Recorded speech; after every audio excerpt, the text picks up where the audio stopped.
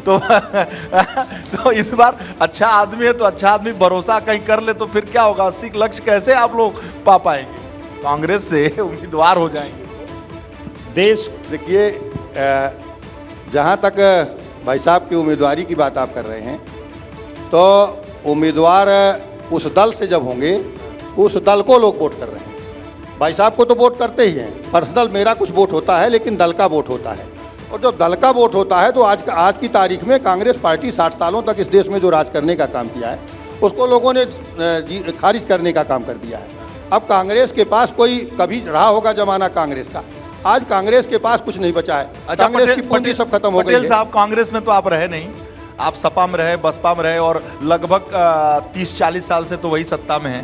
तो ये बताइए, दोनों, और इस समय भाजपा में, आप भाजपा में भी रह के आपने सारा सिस्टम देख लिया और वहां भी सिस्टम देख लिया। जनता और मेरे अंदर भी एक उत्सुकता है, आखिर आप भाजपा की इतनी तारीफ जो कर रहे हैं, बाकी पार्टियों में वो क्या नहीं है जो भाजपा में है और उनमें नहीं है? देखिए, भारतीय जनता पार्टी की मैं तारीफ इसलिए कर रहा हूं, मैं बाबा साहब अंबेडकर के मिशन से जुड़ करके और राजनीति की शुरुआत किया था। आज भारतीय जनता पार्टी के नेता हमारे माननीय प्रधानमंत्री मोदी जी ने बाबा साहब अंबेडकर के नाम पर वोट लेने वाली पार्टियां रहीं, तमाम बाबा साहब अंबेडकर के नाम पर ढिंढोरा पीटा गया, वोट लेने का काम किया गया, उन तमाम महापुरुषों के नाम पर ढिंढोरा पीटा गया, लेकिन कोई काम नहीं किया गया।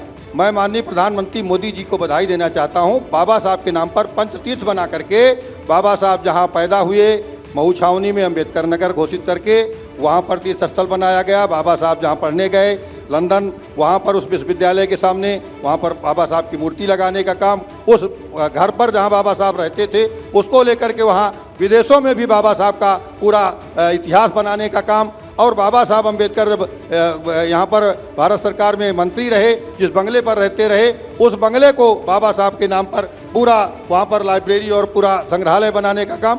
तो इस तरह से बाबा साहब अंबेडकर के नाम पर वोट लेने का काम जरूर लोगों ने किया, लेकिन भारतीय जनता पार्टी ने उन तमाम सरदार वल्लभ भाई पटेल के नाम पर वोट लेने का काम किया। लेकिन आज विश्व की सबसे ऊंची प्रतिमा गुजरात में अगर किसी ने स्थापित करने का काम किया तो भारत के प्रधानमंत्री मोदी जी ने किया।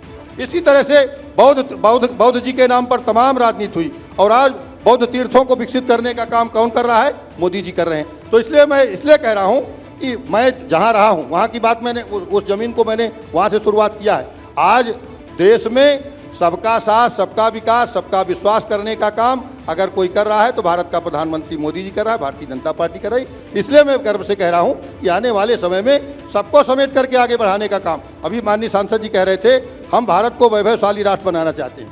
भारत कभी विश्व का गुरु था, ज्ञान विज्ञान देने वाला भारत था। भारत यहाँ का तक्षशिला नालंदा जैसे विश्वविद्यालय हमारे भारत के थे, वो नष्ट हो गए।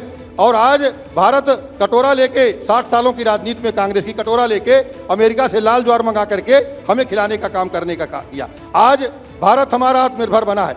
आज इस कोरोना जैसी वैश्विक महामारी में हमने किसी देश से वैक्सीन नहीं मंगाई, हमारे देश के वैज्ञानिक आत्मनिर्भर बने। हम उन वैज्ञानिकों का नमन करते हैं, वंदन करते हैं। 6 महीने के अंतराल में हमारे देश की वैक्सीन बना करके और देश के हर व्यक्ति को हमने वैक्सीन मुफ्त में लगा दिया और 3 साल से मुफ्त में अपने देश का खाद्यान्न ला करके और मुफ्त में खिलाने का काम कर रहे हैं। ये भारत का आत्मनिर्भर भारत का मोदी जी की अगुवाई में बहुत बड़ी बड़ी बातें हैं। चुनावी मंचों से हम ये सुनते आ रहे हैं सर, 2014 से 17, 19, हम लोग 22 में भी हम लोगों ने ये सेम बातें सुनी। यहाँ दोनों ही आप यहाँ से आते हैं, दोनों ही यहाँ के सांसद हैं। यहाँ के विकास को लेकर, क्योंकि ये बार बार शिकायत रहती है कि मुख्य धारा से आप नहीं जोड़ पाए हैं बुंदेलखंड को आज तक। देखिए, बुंदेलखंड को मुख्य धारा से जोड़ने का काम भारतीय जनता पार्टी की सरकार में हुआ है। माननीय प्रधानमंत्री मोदी जी, उत्तर प्रदेश के मुख्यमंत्री योगी जी ने पूरे बुंदेलखंड को, झांसी से लेकर के चित्रकूट आपका बुंदेलखंड है, उत्तर प्रदेश का, उधर मध्य प्रदेश का बुंदेलखंड है, और पूरा बुंदेलखंड को एक एक करके झांसी से चित्रकूट तक, चित्रकूट का डेवलपमेंट करने के लिए 500 करोड़ रुपए अभी जारी हुआ है।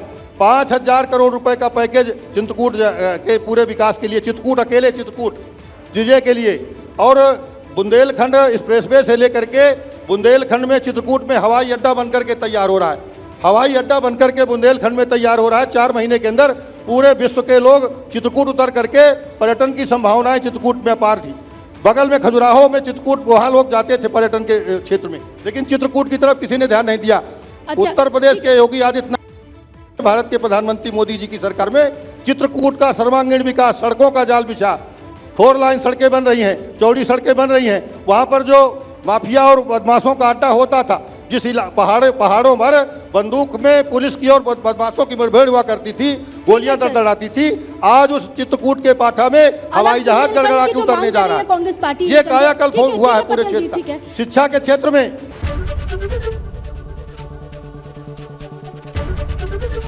एबीपी गंगा, खबर आपकी, जुबान आपकी।